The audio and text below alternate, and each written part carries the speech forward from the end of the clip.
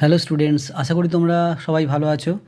আজকের আমি ভিডিওতে তোমরা যে বিভিন্ন কম্পিটিশান, চাকরির জন্য যে কম্পিটিশান পরীক্ষা দাও, তাতে যে ম্যাথস পড়ে, সেই ম্যাথসের কিছু কমন টাইপের ম্যাথস প্রতিটা পরীক্ষাতেই পড়ে। সেই রেলের পরীক্ষা দাও বা WBCS প্রিলিমিনারি পরীক্ষা দাও বা কোনো অ্যাডমিশান টেস্টে, ফার্মাসিস্টে অ্যাডমিশান টেস্টে ভর্তি হবে, তাতে যে ম্যাথস পড়ে, কিছু কমন টাইপের ম্যাথস প্রায়ই পড়ে থাকে। সেইগুলো যদি তোমরা তৈরি করে নাও, তাহলে কিছু টাইপের ম্যাথ গিয়ে তোমরা সহজেই উত্তর করতে পারবে।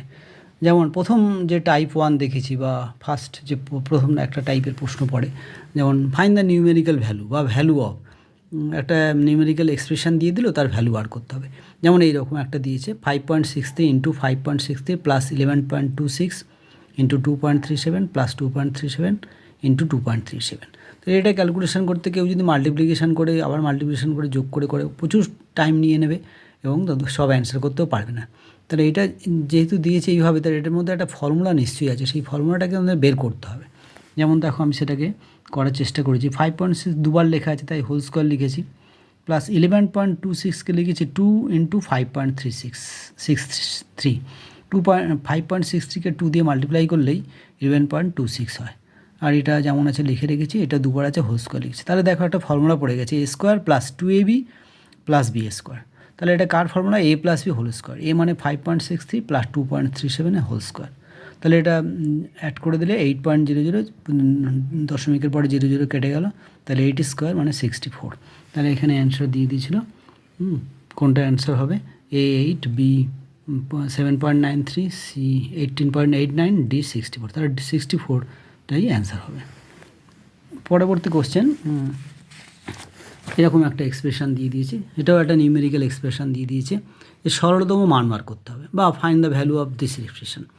1/2 plus 1/6 plus 1/12 plus 1/20 plus 1/30 plus 1/45 ইত্যাদি।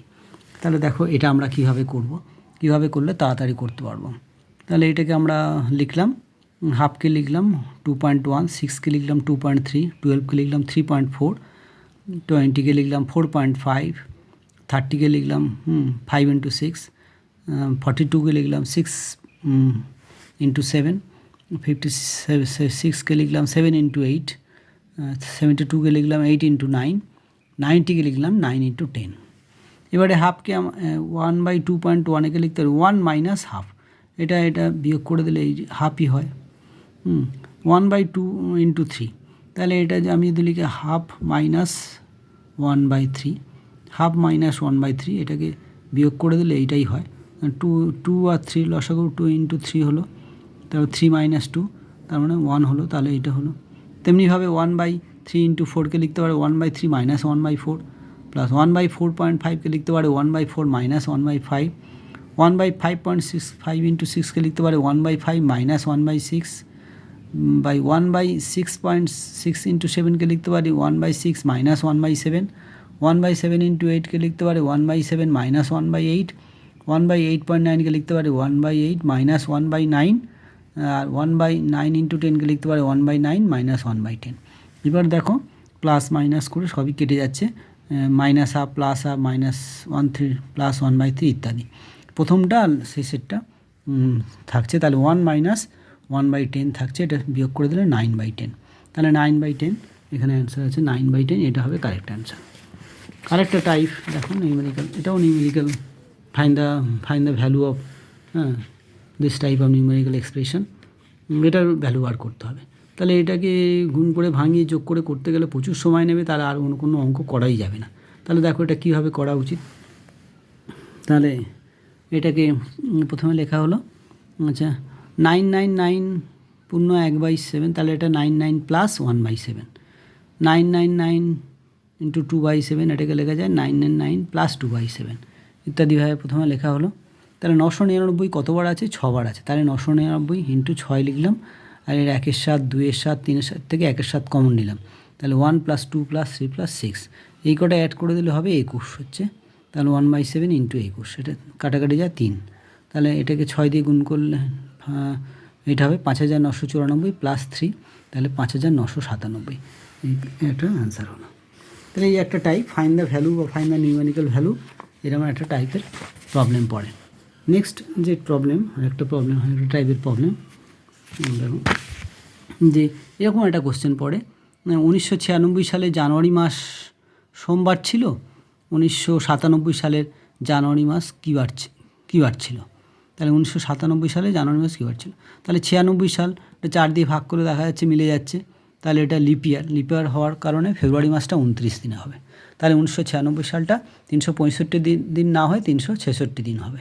এবার আমরা 7 দিয়ে ভাগ করছি, তাহলে 7 দিয়ে ভাগ করছি 52 সপ্তাহ হচ্ছে, আর 2 দিন বেশি হচ্ছে।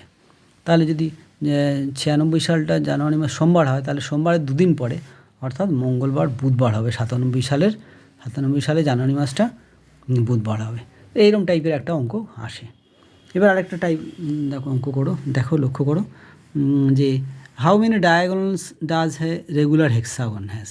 একটা ষড়ভুজের কটা কর্ণ আছে বা পঞ্চভুজের কটা কর্ণ আছে, এরকম টাইপের করতে গেলে তাহলে একটা ফর্মুলা ব্যবহার করলেই হবে। ডায়াগোনাল বার করার ফর্মুলা হচ্ছে, কর্ণ বার করার ফর্মুলা NC2 - N। এন মানে হচ্ছে ষড়ভুজ, এখানে হেক্সাগন ষড়ভুজ, তার এনের মান 6, C2 মাইনাস এনের মান হচ্ছে 6 আছে বলে 6টা হলো। তাহলে এটাকে ভাঙাতে গেলে NC2 ভাঙাতে গেলে factorial n by factorial 2 into factorial n-2। তাহলে এখানে factorial 6 by factorial 2 into factorial 6 - 2। তাহলে factorial 6 by factorial 2 into 6 - 2 into 4 হলো। তাহলে ফ্যাক্টোরিয়াল 6 মানে 6 ইন্টু 5 ইন্টু 4 ইন্টু 3 ইন্টু এইভাবে চলবে 1 পর্যন্ত। তাহলে ফ্যাক্টোরিয়াল 4, নিচে একটা ফ্যাক্টোরিয়াল আছে কেটে গেল, 2টা 6 দিয়ে কেটে গেল 3, 3 5 15 মাইনাস 6 9টা। তাহলে কটা ডায়াগোনাল থাকতে পারে, অ্যান্সার দিয়ে দিয়েছে, অ্যান্সার দিয়েছে 2 9 3 5, তাহলে 9 হবে কারেক্ট অ্যান্সার। ঠিক আছে ফ্রেন্ডস, তাহলে আজকের এই পর্যন্তই রইল।